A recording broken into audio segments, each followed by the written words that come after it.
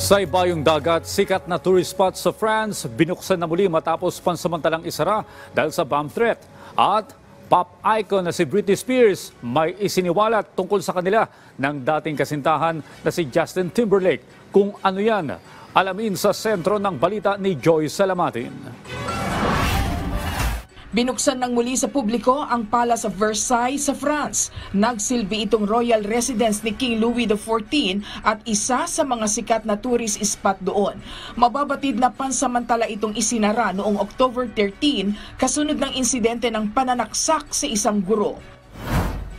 Ibinasura ng mataas na korte ng India ang panukalang gawing legal ang same-sex marriage. Sa kabila nito, iginiit ng Supreme Court na kinikilala ng bansa ang anumang relasyon ng LGBTQ.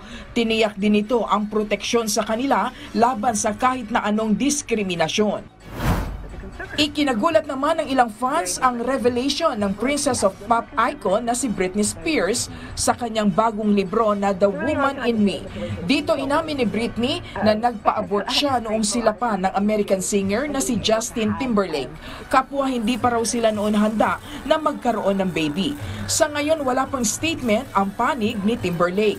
Nakatakdang i-release ang much anticipated memoir ni Spears sa October 24. Joy Salamatin para sa Bayan.